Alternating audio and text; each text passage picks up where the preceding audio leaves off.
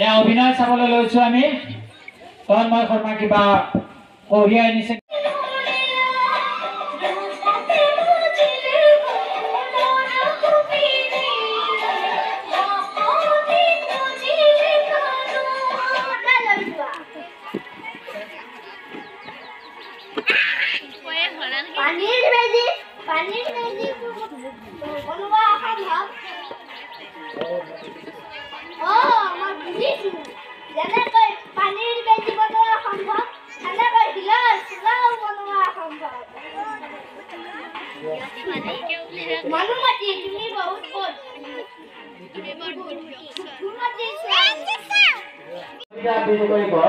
প্ৰণামিকাৰ উৎসৱ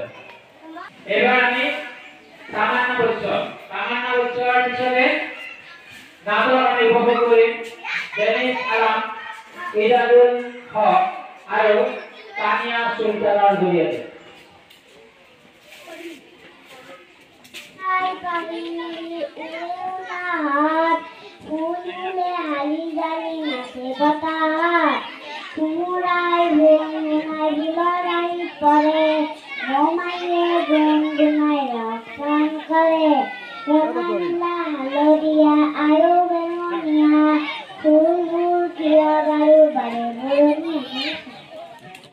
আজি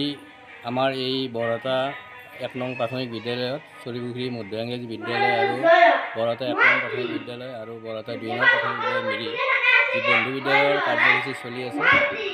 প্ৰায় ৩ দিন ধৰি এই কাৰ্যসূচী চলিছে যোৱা শুক্ৰ শনিবাৰে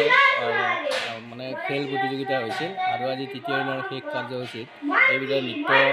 প্ৰদৰ্শন চলি আছে লগতে প্ৰাইজ বিতৰণ অনুষ্ঠিত হ'ব এই কাৰ্যসূচীলৈ আজি আমি ৰাতিপুৱা ৯ বজাৰ পৰা আমি একেৰাহে কামখিনি কৰি আছোঁ এতিয়াও আমাৰ সভা চলি আছে সভাৰ পিছত আমি পুৰস্কাৰ বিতৰণ কৰিম বিদ্যালয়খন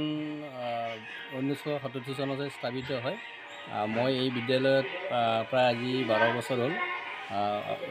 2011 চনত এই বিদ্যালয়ত মই আহি